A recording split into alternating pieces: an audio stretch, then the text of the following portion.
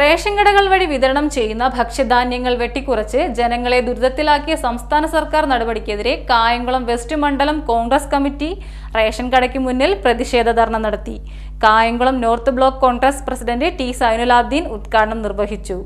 Ration കടകൾ വഴി വിതരണം ചെയ്യുന്ന ഭക്ഷ്യധാന്യങ്ങൾ വെട്ടിക്കുറച്ച് ജനങ്ങളെ ദുരിതത്തിലാക്കിയ സംസ്ഥാന സർക്കാരിന്റെ നടപടിക്കെതിരെ കായംകുളം വെസ്റ്റ് മണ്ഡലം കോൺഗ്രസ് കമ്മിറ്റി റേഷൻ കടയ്ക്ക് മുന്നിൽ പ്രതിഷേധ ധർണ സംഘടിപ്പിച്ചു.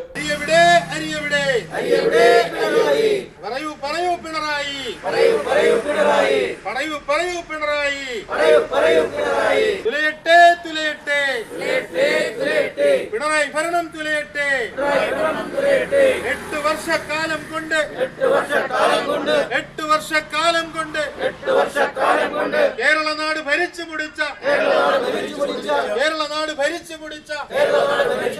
പിണറായി ഭരണം തുലയട്ടെ.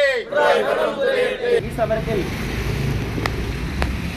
കേരളത്തിലെ ജനങ്ങൾ ഇന്നലെ നടന്നിട്ടുള്ള ഒരു സമരം വളരെയധികം പൊതുസമൂഹത്തിൽ ചർച്ച ചെയ്യപ്പെട്ടിട്ടുണ്ട്. നമുക്കറിയാം, കഴിഞ്ഞ 2 ദിവസമായി കാലിയായ റേഷൻ കടയാണ് സംസ്ഥാനത്ത് നിലനിന്നിരുന്നതെങ്കിൽ നേരത്തെ ഇവിടെ ഉദ്ഘാടകനായ ബ്ലോക്ക് പ്രസിഡന്റ് സൂചിപ്പിച്ചതുപോലെ നമ്മളൊരു സമരപരിപാടി ആസൂത്രണം ചെയ്തപ്പോൾ തന്നെ ഈ ഗവൺമെൻറ് ഇതിൻ്റെ ഭവിഷ്യത്ത് മനസ്സിലാക്കിക്കൊണ്ട് ആ സമരം എന്ത് വിട്ടുവീഴ്ചയും ചെയ്തുകൊണ്ട് അവസാനിപ്പിക്കുന്ന ഒരു വിശേഷമാണ് നമുക്ക് കാണുവാൻ കഴിയുന്നത്. Dharna Kayamkulam north block Congress president T Zainulabdeen ഉദ്ഘാടനം ചെയ്തു. മണ്ഡലം പ്രസിഡന്റ് ഷുക്കൂർ വഴിശ്ശേരി അധ്യക്ഷനായി.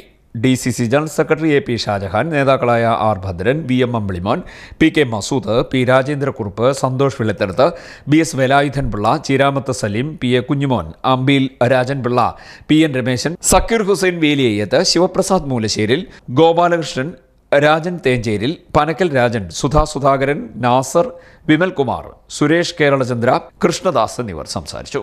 CDNet news Kayamkulam.